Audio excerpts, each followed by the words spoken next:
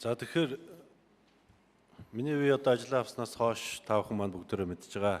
Монгол улсын маань одоо үндэсний их баяр наадам болсон нэгдүгээр, хоёрдугаарт Аз Европын одоо дээд хэмжээний уулзалт болсон. За энэтэй холбогдуулаад бол бүх нийтийн одоо амралтыг нэлээд урт хугацаанд одоо үргэлжилсэн байж байгаа.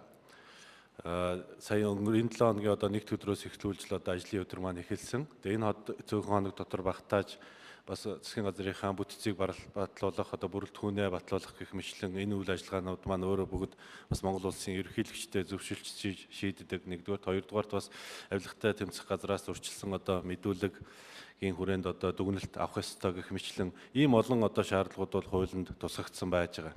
Энэ шаардлага болгоныг бас энэ богино хугацаанд хийж хэрэгжүүлж амжуулах талаар бол нэлээд одоо хичээл чармаалт гаргаж ажилласан. За өнөөдөр Монгол улсын ерөнхийлөгчтэй зөвшөөрөлтсөн өчигдөр бол одоо засгийн газрын бүтэц батлагдсан гэдгийг та бүхэн маань бүгдээрээ мэдж байгаа. Батлагдсан бүтцийн хүрээнд өнөөдөр Монгол улсын ерөнхийлөгчтэй зөвшөөрөлцөж 11 цагт бид хариугаа аваад авилгалтай тэмцэх газарт бол одоо нэр дэвшигчдийн материалыг хургуулсан. Энэ хургуулсан материалын хүрээнд бол бас 11 одоо нэр дэвшигч маань нэр дэвшиж одоо нэвтрхийн бололцоо бол бүрдсэн байгаамаа.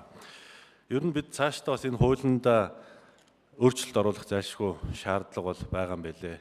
Яагаад гэхээр ерөнхий сайд томилогдсноос хойш бол 14 хоногийн дотор бүтэц бүрэлдэхүүнээ өргөн барих ёстой гэж байдаг боловч эргээд одоо авилгалтай тэмцэх газар тэр одоо нэр дэвшигч нартай холбоотой асуудлыг 10 хоногийн дотор хугацаанд одоо саналаа дүгнэлтэд боловсруулж гаргаж өгнө гэсэн бас ийм хуулийн заалтууд. Эдгээр хуулиуд маань бас хоорондоо нэлээд зөрчилтэй байгаа учраас энэ байдал ч гэсэн бас өмнөх засгийн газрын үед байгуулагдаж байгаад бүх одоо намууд хамтарч засгийн газар байгуулж байгаад мөн л одоо шударгаас эвслийн зүгээс сайдуудаа бас нэр дэвшүүлээгүйгээс шалтгааж бас л ийм нөхцөл байдал бол үүсэж ирсэн. Тэгэхээр цаашдаа бол бас одоогийн их хурл бол энэ амьдралд нийцэхгүй байгаа одоо олон хуулиудыг бол засаж өөрчлөх юм зайлшгүй шаардлага бол урган гарч байна гэдгийг бас хэлхийг хүсэж байна.